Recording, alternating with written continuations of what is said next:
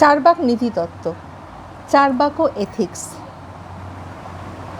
আজকে চার্বাকদের এথিক্স নিয়ে আলোচনা করব। প্রত্যক্ষই একমাত্র চার্বাকদের মতে প্রমাণ। প্রত্যক্ষ ছাড়া অন্য কিছুকে তারা প্রমাণ হিসাবে স্বীকার করা যায় না। যেটাকে আমরা দেখতে পাই না তার অস্তিত্ব আমরা কখনো স্বীকার করব না। তাই প্রত্যক্ষ গোচর যেগুলো, সেগুলো ছাড়া যে আমাদের যে আত্মার অস্তিত্ব আমরা যে স্বীকার করি কিংবা অন্যান্য ভারতীয় দার্শনিকেরা তারা স্বীকার করে, সেটা কিন্তু তাদের কাছে সঠিক নয়।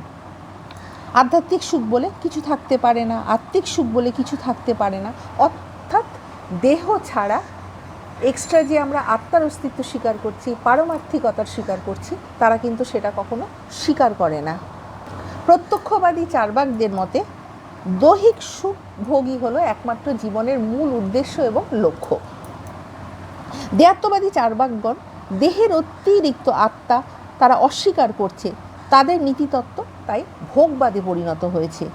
ভোগ অর্থে দৈহিক সুখ সম্ভোগ, ইন্দ্রিয় সুখ সম্ভোগ। দেহের অতিরিক্ত আত্মা না থাকলে, দেহই যদি সব কিছু হয়, তাহলে আত্মিক সুখ বা আধ্যাত্মিক সুখ বলে কিছু থাকতে পারে না। এই জন্য দেহ সর্বস্ব যে চার্বাকরা, তারা ইন্দ্রিয় সুখ সম্ভোগ, এরা আরও স্পষ্টভাবে বলছে যে আমাদের দৈহিক সুখের জন্য যা যা করণীয় আমরা তাই তাই করব। তাই মনুষ্য জীবনের পরম কাম্য বস্তু হলো দৈহিক সুখ ভোগ করা। আর এছাড়া যদি আত্মার অস্তিত্ব, যেগুলো দেখা যায় না, পারমার্থিকতার অস্তিত্ব, এগুলো যদি স্বীকার করা হয়, সেগুলো তাহলে আমাদের চরম মূর্খতা ছাড়া আর কিছু নয়। মোক্ষবাদীরা চতুর্বর্গ পুরুষার্থের কথা উল্লেখ করে মোক্ষকেই পরম পুরুষার্থ বলেছেন। মোক্ষ হচ্ছে দেহবন্ধন থেকে আত্মার মুক্তি এবং সেই সঙ্গে সেটা দুঃখ সুখ, যে দুঃখ রয়েছে সেই দুঃখেরও আত্মান্তিক নিবৃত্তি হলো মোক্ষ। চার্বাকরা মোক্ষকে দেহবন্ধন থেকে মুক্তি বলেন না, কেননা দেহের অতিরিক্ত আত্মা না থাকলে দেহ বিনষ্ট হলে আত্মাও বিনষ্ট হয়। জীবের কাছে ইহলোকই সব, কেন না পরলোক বলে কিছু নেই। ইহলোক সর্বস্ব চার্বাকদের কাছে, তাই এটা হচ্ছে একটা উপহাসের মতো। মোক্ষ তাদের কাছে কোনো কিছুই নয়। মোক্ষ বা আত্মান্তিক যে দুঃখ নিবৃত্তি, সেটাও হতে পারছে না। চার্বাক মতে এই জীবনে, অর্থাৎ আমরা যেটা দেখছি সেটাই হচ্ছে সত্য। পরজীবন বা পরকাল বলে কিছু নেই।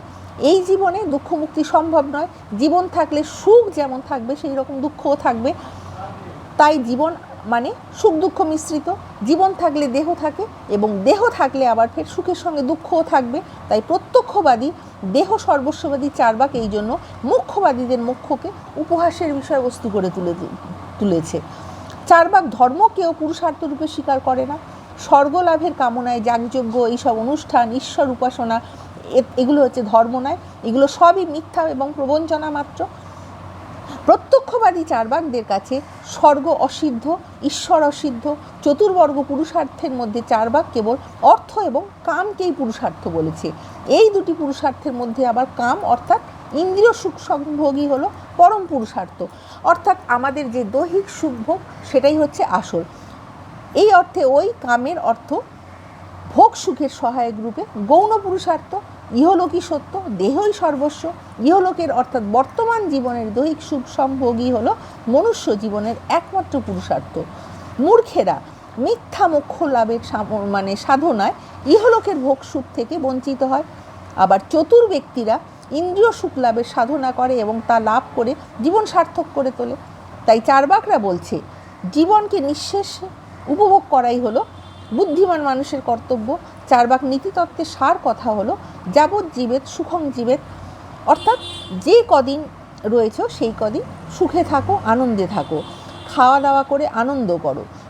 ভবিষ্যতের সুখের আশায় বর্তমান সুখ তা সামান্য হলেও সেটা কিন্তু আমাদের কখনো ত্যাগ করা উচিত নয়। তাই যেটা আমাদের রয়েছে, যে সুখটা আমাদের সামনে রয়েছে, সেইটাকে উপভোগ করো, সেটাকে কখনো অবহেলা করো না বা বঞ্চিত করো না।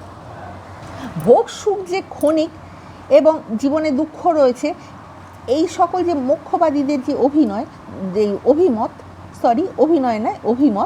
সেটা কিন্তু চার্বাকগণ কখনো অস্বীকার করছে না। তবে চার্বাকরা বলছে জীবনে যা ক্ষণকালীন তা মূল্যহীন নয় এবং মিথ্যাও নয়। কিংসুক অপেক্ষা মালতী ফুলের অল্পক্ষণ স্থায়ী হলেও মালতী ফুলকে কেউ কখনো মিথ্যা বলে অনাদর করছে না।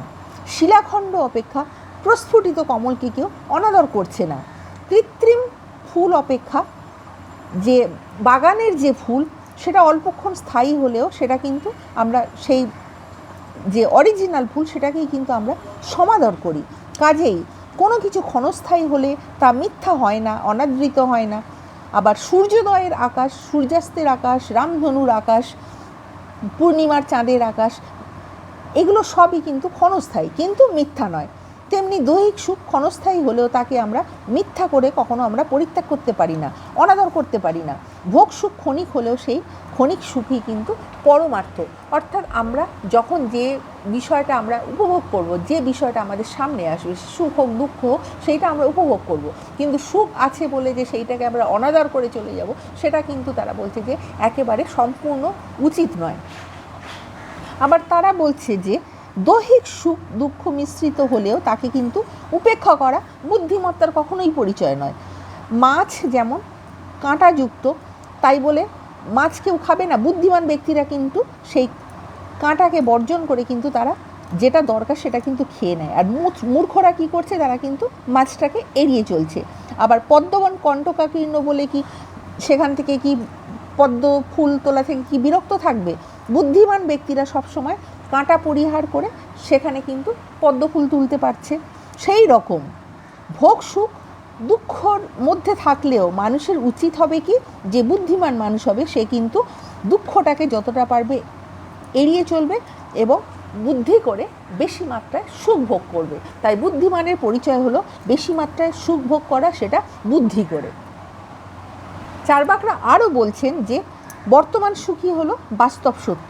কাজে ভবিষ্যতের বা পরকালের যে অনিশ্চিত সুখের আশায় বর্তমানের সুখকে পরিত্যাগ করা কখনোই উচিত নয়। মিথ্যা পরকালের সুখের আশায় কেবল মূর্খরাই বর্তমানের সুখকে অবহেলা করে এবং এই জীবনের সুখকে অবহেলা করে তারা ভবিষ্যতের দিকে ছোটে এবং তাদের জীবনে অনেক কিছু অসম্পূর্ণ থেকে যায়। চার্বাকরা বলছে যে আগামীকাল পেতে পারো এমন এক রমণীয় ময়ূরের তুলনায় আয়ত্তে থাকা কপোত অনেক বেশি মূল্যবান। এই কথাটার অর্থ হলো আমি সেই ভালো কিছু পাবো সেই অপেক্ষা করে না বসে থেকে আমার কাছে যেটা রয়েছে আমি কিন্তু সেইটা নিয়েই কিন্তু আমি খুশি থাকবো। কেননা অতীত তোমার নয়, ভবিষ্যৎ বিশ্বাসযোগ্য নয়, বর্তমানই কেবল দেখা যাচ্ছে প্রত্যক্ষ গোচর। তাই চার্বাকরা বলছে যে যথেচ্ছ ভোগের দ্বারা জীবন সার্থক করো। চার্বাকের নীতির উপদেশ হলো যাবৎ জীবেত সুখং জীবেত ঋণং কৃত্বা ঘৃতং পিবেত ভস্মীভূতস্য দেহস্য পুনরাগমনং কুতো।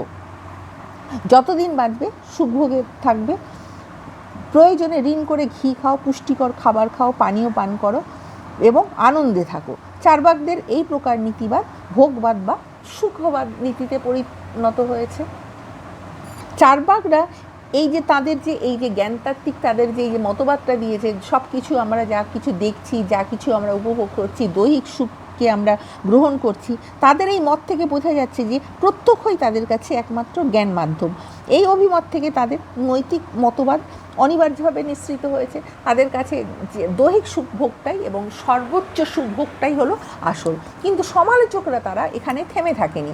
সমালোচকরা বলছে যে চার্বাকদের যে মত সেটা হচ্ছে অসংযত, পশুসুলভ এবং দেহগত সুখকে কখনো মানব জীবনের পরম পুরুষার্থ রূপে গণ্য করা যায় না। ইন্দ্রিয় সেবা এবং দেহজ সুখের কামনা ইতর প্রাণীর জীবনেও থাকে এবং ইতর প্রাণীরা এইগুলো করে থাকে। মানুষের জীবনে যদি দেহকেই যদি মানে খুবভাবে প্রশ্রয় দিতে হয় তাহলে মানুষ তো ইতর প্রাণীদের সমতুল্য হয়ে যাবে।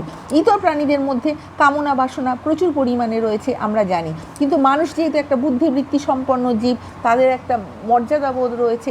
সেই মর্যাদাবোধকে যদি রাখতে চায়, বুদ্ধিটাকে যদি রাখতে চায়, তাহলে তো ইতর প্রাণীদের মতো তারা কখনো আচরণ করতে পারে না। তাই সমালোচকরা বলছে যে মানুষ যদি চার্বাকদের যদি মতবাদ মেনে নেয় তাহলে ইতর প্রাণীদের সঙ্গে মানুষের পার্থক্যটা রইল কোথায়? তাই বুঝতে হবে তাদের মতবাদটা যেটা রয়েছে সেটা কিন্তু দেহের মধ্যে সীমাবদ্ধ, খাওয়া দাওয়ার মধ্যে সীমাবদ্ধ, দৈহিক লালসার মধ্যে সীমাবদ্ধ, কিন্তু এটা তো মানুষের জীবনের মুখ্য উদ্দেশ্য নয়। মানুষের যদি মানসিকতা যদি থাকে, বেশিরভাগ ক্ষেত্রে দেখা যায় যে তাদের কিন্তু সীমা অপেক্ষা তাদের যে নির্দিষ্ট সীমা রয়েছে, তাদের কিন্তু অসীমের প্রতি তাদের দেখা যায় যে আগ্রহ অনেক বেশি থাকে।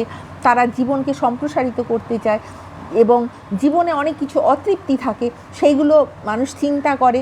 সুতরাং তারা ভূমানন্দের অধিকারী হতে চায়।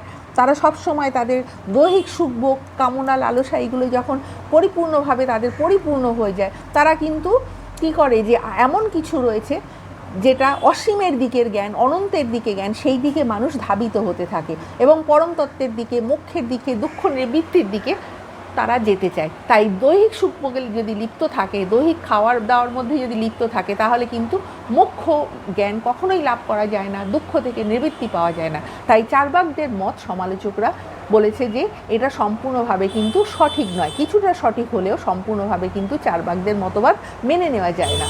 যারা অধ্যাত্মবাদী তারা আধ্যাত্মিক বিষয়কে তারা সমর্থন করে এবং পরলোকের দিকে তারা কিন্তু চিন্তা করে। জীবনকে সুন্দরভাবে উপলব্ধি করতে গেলে আমাদের কিন্তু মোক্ষের দিকেও আগাতে হবে, দুঃখ নিবৃত্তির দিকেও আগাতে হবে। তাই চার্বাকদের মত সম্পূর্ণভাবে মেনে নেওয়া যায় না। আমার ভিডিও তোমাদের ভালো লাগলে লাইক, কমেন্ট, শেয়ার এবং সাবস্ক্রাইব করতে ভুলো না। নেক্সট টাইম আমি আরও একটা নতুন ভিডিও নিয়ে তোমাদের সামনে উপস্থিত হব।